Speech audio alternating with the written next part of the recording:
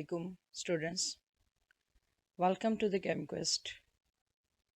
And in these lecture series, which is initially going to be 3 lectures, we will discuss about interpretation of IR spectra, and this is part 1.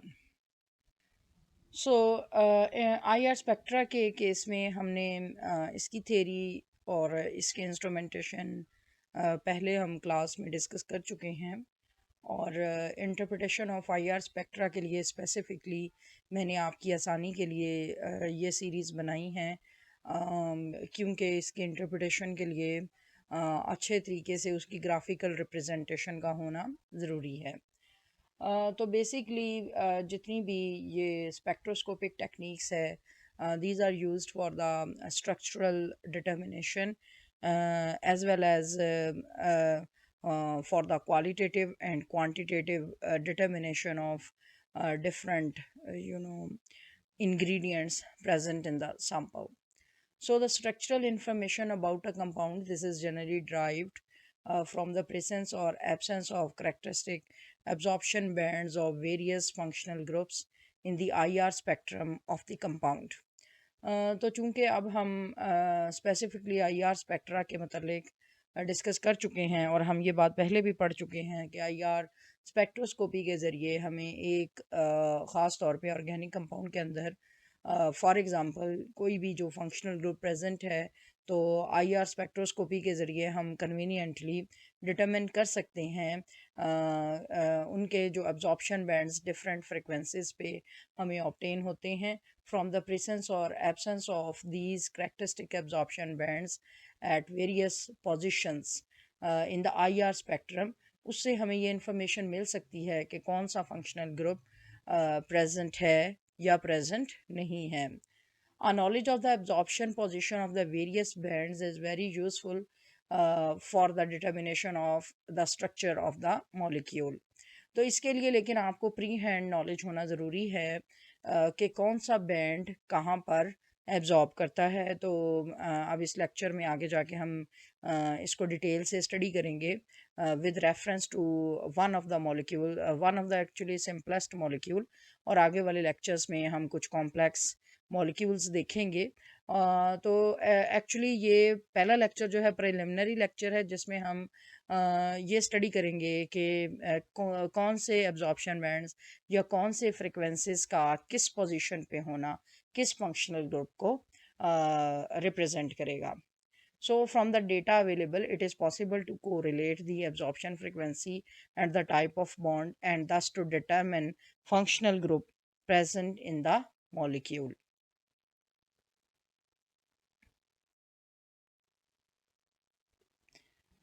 So as you can see, this is the infrared spectrum of methanol, and in the infrared spectrum of methanol, this is the structure which I have given here for methanol. So in methanol, you can see there is the presence of oxygen hydrogen bond, then there is the presence of carbon oxygen bond, and 3 carbon hydrogen bonds which are present, which you can see here. तो अगर हम सबसे पहले बात करें oxygen hydrogen की तो methanol जो है इन the form of liquid film apply किया जाता है, यानी सैम्पलिंग उसकी की जाती है IR डिस्क के ऊपर, और फिर ये इस तरह से हमें ये पूरा स्पेक्ट्रम मिलता है एब्जॉर्प्शन स्पेक्ट्रम और IR स्पेक्ट्रम ऑफ मेथनॉल. अब इस IR स्पेक्ट्रम में आप देख सकते हैं कि ये आपके पास ऑक्सीजन हाइड्रोजन बॉन्ड है, और ये जो ऑक्सीजन हाइड्रोजन की हाइड्रोजन बॉन्डेड स्ट्रेचिंग वाइब्रेशंस हैं, एक्चुअली क्या है कि आगे जाके हम टेब्यूलर फॉर्म में भी देखेंगे. जो ऑक्सीजन हाइड्रोजन नॉर्मली ये जो स्ट्रेचिंग फ्रिक्वेंसी है इसकी एब्जॉर्प्शन पोजीशन होती है around about 3300 to 3400 centimeter inverse. As you can see here, this is 3000 and this is 3100, 3200. So this is between 3300 and 3400 centimetre inverse. अच्छा, अब आपको मैंने देखें किस तरह से रीड आउट किया जाता है ये स्पेक्ट्रम, आई आर स्पेक्ट्रम. तो हम हायर फ्रिक्वेंसी एंड से लोअर फ्रिक्वेंसी एंड की तरफ जाते हैं. And as you people know that absorption can be given in different units, और यहाँ पर हम वेव नंबर यूज़ करते हैं as a unit of absorption frequency. और इसमें 4000 सेंटीमीटर इनवर्स से लेकर 450 या 500 सेंटीमीटर इनवर्स तक normally this is the important region where we can find information about the different functional groups present in the molecule. तो जो ऑक्सीजन हाइड्रोजन का जो रेंज है एब्जॉर्प्शन का, वो है 3300 सेंटीमीटर इनवर्स से 3400 सेंटीमीटर इनवर्स. लेकिन अगर ये देखें, ये इस पीक को हम कहेंगे कि ये एक शार्प किस्म की पीक है जो कि कार्बन ऑक्सीजन बैंडिंग वाइब्रेशंस की वजह से है. लेकिन अगर आप इस पीक को देखें इसके बनिस्बत, तो ये ब्रॉड बैंड है ऑक्सीजन हाइड्रोजन का. तो ऑक्सीजन हाइड्रोजन का ब्रॉड बैंड हमें उस वक्त मिलता है जब यहाँ पर ये जो OH जो है वो हाइड्रोजन बॉन्डेड होता है. अब मेथनॉल एक ऐसा मॉलिक्यूल है, यू शुड नो, आपको इस स्टेज पे ये पता होना चाहिए कि मेथनॉल के अंदर हाइड्रोजन बॉन्डिंग होती है. और जब भी ऑक्सीजन हाइड्रोजन हाइड्रोजन बॉन्डेड होगा तो उस केस में ये जो पीक आएगी ये ब्रॉड पीक आएगी. तो जब आपके पास 3300 से 3400 सेंटीमीटर इनवर्स की रीजन में एक ब्रॉड पीक IR स्पेक्ट्रम में मिले, so this will be an indication that there can be the presence of oxygen hydrogen stretching oxygen hydrogen functional group, that is hydroxyl functional group. और ना सिर्फ ये कि ये हाइड्रोक्सल फंक्शनल ग्रुप है, बल्कि ये हाइड्रोक्सल जो फंक्शनल ग्रुप है ये हाइड्रोजन बॉन्डेड है. So this is the information which we can infer. अच्छा, यहाँ पर मैं आपको पहले से ये एक बात बता दूँ कि किसी ख़ास रीजन में अगर कोई पीक पाई जाती है तो वो उसकी प्रोबेबिलिटी होती है उस ग्रुप की वहाँ पर पाए जाने की. तब हम 100% श्योरिटी से नहीं कह सकते कि ये ऑक्सीजन हाइड्रोजन या हाइड्रोक्सल ग्रुप की स्ट्रेचिंग वाइब्रेशन की वजह से ही है अगर ये पीक यहाँ पे प्रेजेंट है. लेकिन अगर ये पीक यहाँ पे प्रेजेंट नहीं है, देन वी आर 100% श्योर कि ऑक्सीजन हाइड्रोजन ग्रुप या हाइड्रोक्सल ग्रुप जो है इस मॉलिक्यूल में प्रेजेंट ही नहीं है. So you should keep this in mind.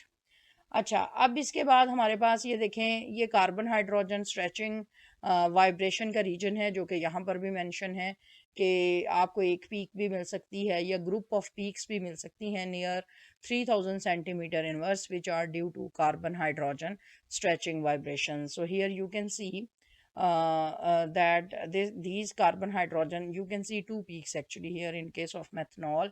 This can be only one peak as well. तो ये पीक जो है ये peaks these are due to carbon hydrogen stretching vibrations which are near 3000 centimetre inverse. इसके बाद आप अगर इस साइड पे आ जाएं तो आमतौर पर 1500 से बिलो जो आपको पीक्स या एब्जॉर्प्शंस नज़र आती हैं वो बेंडिंग वाइब्रेशंस की वजह से होती हैं, because bending vibrations they need low frequency.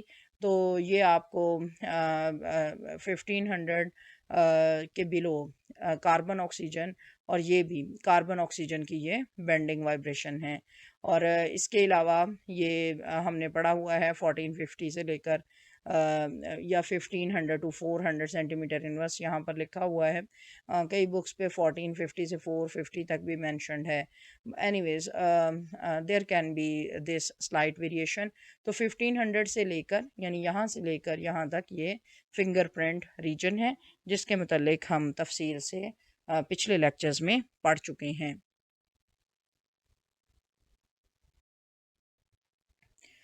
So, as I have mentioned in the start of this lecture, that we will discuss some of the peaks and their frequencies and the groups, functional groups related to these peaks. So, these are the characteristic peak for IR absorption frequencies. This is wave number in centimeter inverse. We will start from the lower side as we have seen on the previous slide. Carbon oxygen stretching vibration this can be between 1050 to 1400 centimetre inverse तक जा सकता है। जैसा कि पिछले slide में भी हमने देखा कि जो मेथनॉल के अंदर जो कार्बन ऑक्सीजन स्ट्रेचिंग वाइब्रेशन है वो वेरी कर रही हैं 1050 से 1400 सेंटीमीटर इनवर्स तक। Then in case of amine carbon nitrogen की जो वाइब्रेशन है this can be from 1950 to 1400 centimeter inverse. And then sulfur dioxide in sulfonic acid derivatives, two bands can be seen and the wave number specific is 1150 to 1360 centimeter inverse. अब ये bending mode है alkanes के अंदर carbon hydrogen का, वो हम पिछली slide पे भी देख चुके हैं कि वो 1500 सेंटीमीटर इनवर्स से बिलो होता है। तो जो बेंडिंग वाइब्रेशन है अल्केन के केस में कार्बन हाइड्रोजन की वो 1315 से 1475 सेंटीमीटर इनवर्स। जबकि अगर आपके पास अमाइड ग्रुप है ये भी बेंडिंग में आएगा, दो बैंड ऑब्जर्व किए जाते हैं 1340 से 1500 सेंटीमीटर इनवर्स। अच्छा, अब इसमें ये जो कार्बन डबल बॉन्ड है अल्कीन के केस में, ये जो मैथिलीन ग्रुप है अल्कीन की जो बेंडिंग वाइब्रेशन है वो 1430 से 1460 तक। अब ये इंपॉर्टेंट है ना, carbon carbon double bond in aromatic ring you can C several peaks, मतलब ये फिंगरप्रिंटिंग रीजन के केस में आ सकता है कि कार्बन कार्बन अगर डबल बॉन्ड है और वो एरोमेटिक रिंग में है जैसे बेंजीन, तो वो 1450 से 1600 सेंटीमीटर इनवर्स के दरमियान में आपको several peaks carbon carbon double bond के की वजह से अगर वो एरोमेटिक रिंग है तो नज़र आएंगी। जबकि अगर सिंपल अल्कीन है और वो आइसोलेटेड फॉर्म में है तो आपको वो हायर फ्रिक्वेंसी की तरफ मूव कर जाएगा और 1620 से 1680 के दरमियान में आपको पीक नज़र आएगी। अमाइड के केस में कार्बन ऑक्सीजन जो डबल बॉन्ड है, this is important, these two points these are quite important, you should keep this in mind. तो कार्बन ऑक्सीजन यानी कार्बोनाइल का जो डबल बॉन्ड है अमाइड के अंदर, उसमें दो बैंड्स देखे जाते हैं किस रीजन में, 1630 से 1690 के दरमियान में। तो कार्बोनाइल ग्रुप का एक्चुअली यही रीजन है, यानी 1630 से लेकर 1750 तक, राइट। तो इसमें देखें कि अगर तो अमाइड है तो आप दो बैंड देखेंगे और वो पर्टिकुलरली होगा 1630 से 1690। You should keep this, you should memorise these two frequencies. यानी अमाइड के केस में दो बैंड नज़र आएंगे और वो होंगे 1630 से 1690, जबकि एल्डिहाइड्स कीटोन्स और एस्टर्स में एक ही बैंड होगा and this will be from 1690 to 1750 centimetre inverse. अब इस बात को आपने जहन में रखना है कि अगर तो अमाइड है तो आप देखें ये कार्बोनाइल ग्रुप जो है ये लोअर फ्रिक्वेंसी की तरफ मूव कर गया है। So this is dependent upon the bond which is attached to this carbonyl group. Amide में ज़ाहिर है वो NH2 ग्रुप होता है, जबकि एल्डिहाइड और कीटोन्स और एस्टर्स में वो हाइड्रोजन मिथाइल और मिथॉक्सी ग्रुप होता है। अमाइड में जो है ना वो इलेक्ट्रॉन डोनेटिंग होता है तो वो लोअर फ्रिक्वेंसी की तरफ मूव कर जाता है। ये मैं अगले लेक्चर्स में तफसील से डिस्कस करने वाली हूँ। जबकि एल्डिहाइड में आमतौर पे इतना इलेक्ट्रॉन डोनेटिंग नहीं होता, बल्कि एल्डिहाइड में तो हाइड्रोजन होता है which is somewhat electron withdrawing with respect two methyl group. तो एल्डिहाइड में ये हायर फ्रिक्वेंसी की तरफ मूव हो जाता है। तो ये इन्वायरमेंट पे डिपेंड करता है कि कार्बोनाइल ग्रुप को कौन सी इन्वायरमेंट मिलती है, उस लिहाज से वो थोड़ा सा high frequency sorry low frequency या थोड़ा सा ये हाई फ्रिक्वेंसी की तरफ शिफ्ट हो जाता है। So you should keep this point in mind. Then again, we have this table. I would suggest that you should now go through this table and these are actually very important. ये बहुत important हैं। अब हम stretching vibrations की तरफ move कर रहे हैं। अगेन ये कार्बोनाइल ग्रुप है। कार्बोनाइल ग्रुप की जो ये स्ट्रेचिंग फ्रिक्वेंसीज हैं, these are very very important, you should keep this in mind. Actually you should memorise these frequencies, आपको ये याद करनी चाहिए। तो पीछे हमने देखा अमाइड के केस में कार्बोनाइल कौन सी फ्रिक्वेंसी पे एब्जॉर्ब करता है, फिर हमें एल्डिहाइड कीटोन और एस्टर्स के केस में देखा no this carbonyl this is in case of carboxylic acid. और उस केस में आप देखें कि फ्रिक्वेंसी जो है वो थोड़ी सी और हाई फ्रिक्वेंसी की तरफ शिफ्ट हो जाती है, दैट इज़ फ्रॉम 1700 टू 1725। और अगर एसिड क्लोराइड्स हैं, यानी ये आपको पता है कि जो एसिड क्लोराइड्स हैं these are the derivatives of carboxylic acids. So if you have confusion, actually इस पॉइंट पे मैं ये बिलीव करती हूँ कि आपको डिफरेंट जो मॉलिक्यूल्स के अंदर जो फंक्शनल ग्रुप्स हैं you should know about that, क्योंकि अगर मैं उनको डिस्कस करने लग गई तो ये लेक्चर फिर बहुत लंबा हो जाएगा। तो अगर किसी बच्चे को लेकिन नहीं पता चल रहा तो इसका तरीका ये है कि वो देखे कि कार्बोक्सिलिक ग्रुप की कोई भी कार्बोक्सिलिक एसिड ले ले, फॉर एग्जांपल जैसे एसिटिक एसिड, और कोई भी एसिड क्लोराइड ले ले जैसा कि एसिटाइल क्लोराइड, तो उससे फिर आपको इन दोनों मॉलिक्यूल में जो डिफरेंस है वो समझ आ जाएगा। लेकिन बेसिकली इन दोनों मॉलिक्यूल में ये ग्रुप कॉमन है, यानी कार्बोनाइल ग्रुप और ये कार्बोनाइल ग्रुप। तो जो कार्बोक्सिलिक एसिड है उसका कार्बोनाइल ग्रुप की जो एब्जॉर्प्शन फ्रिक्वेंसी है वो फॉल करती है बिटवीन 1700 टू 1725 सेंटीमीटर इनवर्स, जबकि कार्बोनाइल ग्रुप की जो फ्रिक्वेंसी है वो फॉल करती है इन एसिड क्लोराइड में 1770 टू 1820 सेंटीमीटर इनवर्स। और ये बात ये जहन में रखें, ये स्ट्रेचिक वाइब्रेशंस हैं। अच्छा, अब जो यहाँ पर अल्काइन के अंदर ट्रिपल बॉन्ड की जो फ्रिक्वेंसी है, यहाँ पर ये डबल बॉन्ड शो हो रहा है, हम इसको ठीक कर लेते हैं। ये गलती से यहाँ पे लिखा रह गया है, so I will draw one bond here, क्योंकि कार्बन कार्बन जो डबल बॉन्ड है वो तो हम प्रीवियस स्लाइड पे ऑलरेडी डिस्कस कर चुके हैं। So this is carbon carbon triple bond, और ये यहाँ पर आगे लिखा भी हुआ है अल्काइंस में इसकी स्ट्रेचिंग फ्रिक्वेंसी 2100 से 2200 सेंटीमीटर इनवर्स के दरमियान है। जबकि नाइट्राइल्स के केस में कार्बन नाइट्रोजन जो है ये फॉल करता है, ये वाला जो है ना ये भी यहाँ पे ट्रिपल बॉन्ड आएगा, this is also mistake here, I will correct it. तो ये साइनाइड इसको बोलते हैं, ठीक है, या फिर इसको नाइट्राइल भी बोल लेते हैं, हम इसको साइनाइड ग्रुप भी कह लेते हैं। तो आप इसमें देखें कि अगर कार्बन कार्बन बॉन्ड अल्काइंस के केस में है तो ये दोनों साइड पे चूंकि कार्बन कार्बन ग्रुप अटैच है तो ये लो फ्रिक्वेंसी पे एब्जॉर्ब हो रहा है।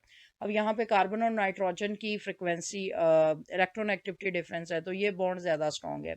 जो बॉन्ड ज़्यादा स्ट्रॉन्ग होगा वो देखें हाई फ्रिक्वेंसी पे एब्जॉर्ब करेगा।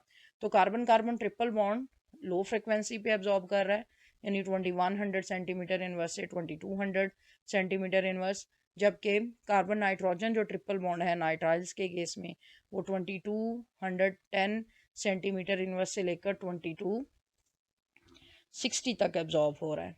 उसके बाद सल्फ हाइड्राइल ग्रुप में सल्फर और हाइड्रोजन ये 2500 सेंटीमीटर इनवर्स, जबकि एल्डिहाइडिक ग्रुप का जो कार्बन हाइड्रोजन है उसकी पीक आगे जाके खैर हम स्पेक्ट्रा भी है इसका, अगले वाले लेक्चर्स में वो हम देखेंगे। इसकी जो स्ट्रेचिंग फ्रिक्वेंसी है वो 2700 से 2800 सेंटीमीटर इनवर्स है। लेकिन मेथनॉल के केस में कार्बन हाइड्रोजन के जो स्ट्रेचिंग बैंड्स हैं वो हाँ आगे जाके खैर आ जाएगा, वो ज़रा हाई फ्रिक्वेंसी पे एब्जॉर्ब होते हैं।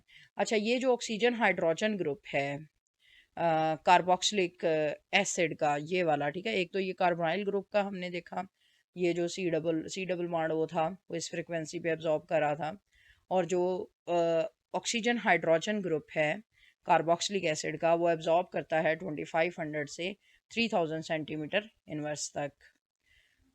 अच्छा जी, इसके बाद carbon hydrogen in part of aromatic ring, जैसा कि बेंजीन में होता है कार्बन हाइड्रोजन, तो वो एब्जॉर्ब करेगा 3000 से 3100 सेंटीमीटर इनवर्स, जबकि जो कार्बन हाइड्रोजन जिसमें कार्बन एस्टेलिनिक है, यानी जैसा कि एस्टेलाइन के अंदर या इथाइन के अंदर है, तो वो वाला कार्बन हाइड्रोजन 3300 सेंटीमीटर इनवर्स पे एब्जॉर्ब करता है। अब ये थोड़ी थोड़ी सी जो वेरिएशन है ये अगेन डिपेंड करता है मोलिकुलर इन्वायरमेंट पे, ठीक है। तो एक्चुअली इन कार्बन हाइड्रोजन्स को डिफरेंट मोलिकुलर इन्वायरमेंट मिल रही है। एस्टेलिन का जो कार्बन हाइड्रोजन है उसके पास डिफरेंट इलेक्ट्रॉनिक या मोलिकुलर इन्वायरमेंट है, जबकि जो एरोमेटिक रिंग का कार्बन हाइड्रोजन है उसके पास डिफरेंट इलेक्ट्रॉनिक एनवायरनमेंट है, इसलिए ये हाई फ्रिक्वेंसी पे और ये लो फ्रिक्वेंसी पे एब्जॉर्ब होता है। उसके बाद कार्बन हाइड्रोजन इथिलीनिक यानी इथीन के केस में ये एब्जॉर्ब करता है 3020 से 3080 सेंटीमीटर के इनवर्स, जबकि अल्केन्स के केस में ये तो हमने फॉर एग्जांपल वैसे प्योरली अल्केन में तो नहीं, मेथनॉल में हमने पीछे देखा है कि कार्बन हाइड्रोजन जो है ये बिलो 3000 सेंटीमीटर इनवर्स एब्जॉर्ब कर रहा था, और पर्टिकुलरली अल्केन में ये 2800 से 3000 सेंटीमीटर इनवर्स के दरमियान इसकी एब्जॉर्प्शन फ्रिक्वेंसी है।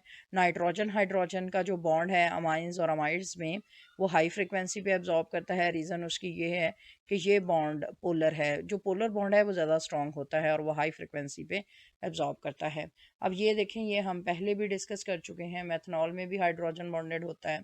तो जो ऑक्सीजन हाइड्रोजन जो हाइड्रोजन बॉन्डेड है वो 3200 से 3600 सेंटीमीटर इनवर्स पे एब्जॉर्ब करता है।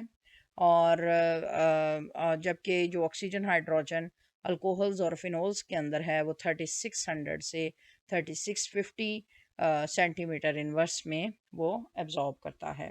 So these are the different frequencies. और एक आपने पिछला टेबल देखा और ये एक ही स्लाइड पे है, लेकिन मैं आपको ये एडवाइस करूँगी कि ख़ास तौर पे इस स्लाइड पे और पिछले स्लाइड में जो कार्बोनाइल की फ्रिक्वेंसीज जहाँ से शुरू होती हैं, आपको इन फ्रिक्वेंसीज इन ग्रुप्स कि ये वाले ग्रुप्स जिन फ्रिक्वेंसीज पे फॉल कर रहे हैं, this should be on your finger tips, ये आपको ज़बानी याद होने चाहिए। ओके, तो इस स्लाइड के ऊपर हम एक overall view in the form of graphical representation of important frequencies we will discuss about. ठीक है, तो जैसा कि आप देख सकते हैं, एक्स एक्सिस पे ये वेव नंबर दिया गया है, वाई एक्सिस पे ट्रांसमिटेंस दी गई है। और अगर यहाँ पर ट्रांसमिटेंस लिखा हो तो इसका मतलब कि हमारे पास ये एब्जॉर्प्शन फ्रिक्वेंसीज आ रही होंगी। अच्छा, तो हम अगेन ये हाई फ्रिक्वेंसी रीजन की तरफ से शुरू करते हैं। तो हाई फ्रिक्वेंसी रीजन में हम यहाँ पर देख सकते हैं कि पहले हमारे पास ये नाइट्रोजन हाइड्रोजन की स्ट्रेचिंग वाइब्रेशन है, ये देखें ये इस कलर में, और ये इस रीजन में ये होती हैं। ठीक है, ये रीजन यहाँ पर इसका दिया गया है। अब इस ग्राफ के ऊपर कुछ जो हैं वो रीजन्स इस तरह से मेंशन किए गए हैं और कुछ के साथ ये इस तरह से पीक्स भी बना के दी गई हैं, और इस तरह से ये रीजन्स जो डिफरेंट कलर्स में हैं वो भी दे दिए गए हैं।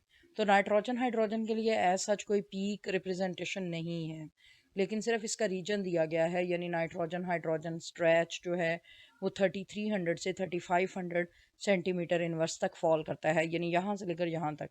तो इसका अगर आप ये नीचे की तरफ लेके जाएं तो ये 3300 है और ये फिर 3500। तो नाइट्रोजन हाइड्रोजन अगर ग्रुप किसी मॉलिक्यूल के अंदर प्रेजेंट है तो उस केस में जो स्ट्रेचिंग वाइब्रेशन है वो इस रीजन में पाई जाएगी। ठीक है, अच्छा आप देखें, ये जैसा कि मैंने पहले भी कहा, ये ओवरऑल एक ओवरव्यू ग्राफिकल रिप्रेजेंटेशन दी गई है। ज़रूरी नहीं है कि एक मॉलिक्यूल के अंदर ये सारे के सारे ग्रुप्स प्रेजेंट हों। ठीक है, तो अगर किसी ग्रुप के अंदर नाइट्रोजन हाइड्रोजन प्रेजेंट है, उसकी वजह से जो स्ट्रेचिंग वाइब्रेशन आएगी वो इस रीजन में होगी। अच्छा, इसके बाद अगर किसी मॉलिक्यूल के अंदर ऑक्सीजन हाइड्रोजन प्रेजेंट है तो ऑक्सीजन हाइड्रोजन स्ट्रेच जो है वो 3200 से 3400 सेंटीमीटर इनवर्स वाले रीजन में। तो ये ब्लू लाइन जो है वो रिप्रेजेंट करती है, यानी लोअर एंड से 3200 सेंटीमीटर इनवर्स से ये हाई एंड 3400 सेंटीमीटर इनवर्स। तो यहाँ पर इस रीजन के अंदर अगर कोई आपको बैंड मिल रहा है और किसी मॉलिक्यूल के अंदर, तो इसका मतलब है कि उस मॉलिक्यूल के अंदर ऑक्सीजन हाइड्रोजन यानी हाइड्रॉक्सिल ग्रुप प्रेजेंट हो सकता है। अगेन जैसा कि मैंने आपको पीछे बताया, अगर तो वो इस तरह का ब्रॉड बैंड है तो वो हाइड्रोजन बॉन्डेड होगा, ऑक्सीजन हाइड्रोजन जो हाइड्रॉक्सिल ग्रुप है वो हाइड्रोजन बॉन्डेड होगा। और अगर वो एक शार्प बैंड है लाइक दिस या लाइक दिस इस रीजन में, तो इसका मतलब है कि वो हाइड्रॉक्सिल ग्रुप अगर प्रेजेंट है तो वो हाइड्रोजन बॉन्डेड नहीं है। इसके बाद हम बात करते हैं का हाइड्रोकार्बन्स की। Hydrocarbons you know these are of these can be of three kinds, यानी जो मैं स्ट्रेट चेन की बात कर रही हूँ, मसलन अल्केन्स हो सकते हैं, अल्कीन्स हो सकते हैं और अल्काइंस हो सकते हैं। और इन तीनों के अंदर जो है वो कार्बन हाइड्रोजन की स्ट्रेचिंग वाइब्रेशंस पाई जाएंगी।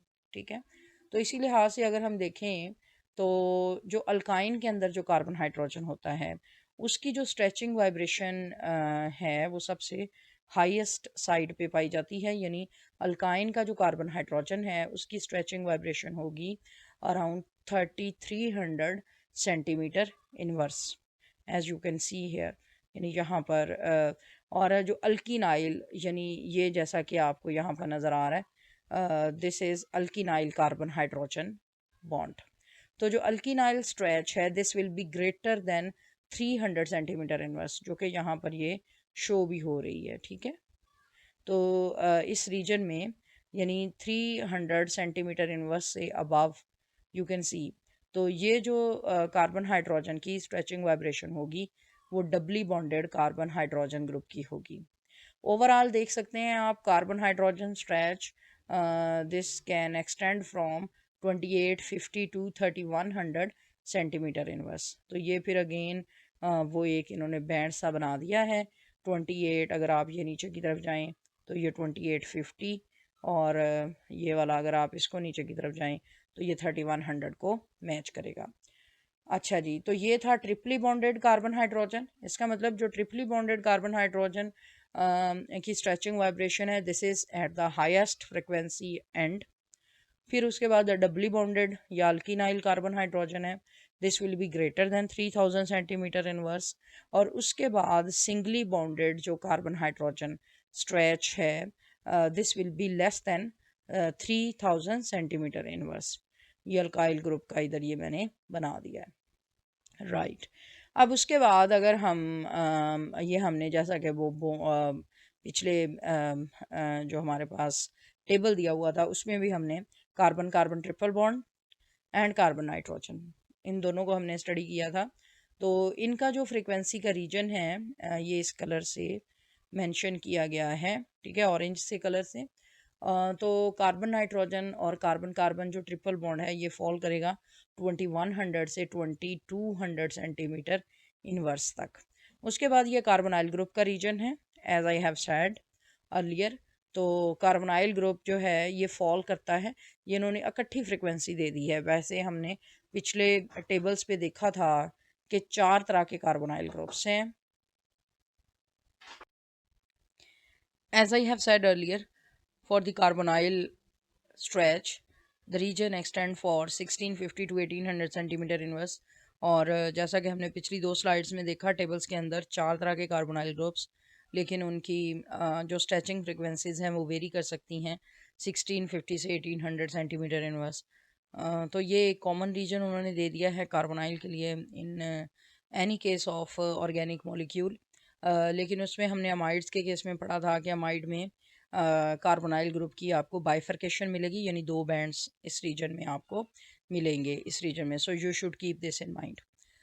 Then after that from 1500 to below, this is we know fingerprinting region, generally not useful for the identification of individual functional groups, but important in that case that this can act as a fingerprint for the identification of organic molecule। तो इसके इस सिलसिले में हमने बड़ी detail से class में discuss किया हुआ है। This was the end of today's lecture. I hope that you people have enjoyed listening and watching this lecture. So if you have enjoyed, please subscribe, like and share. We will meet with another video relating to second part of this lecture. Till then, Allah Hafiz.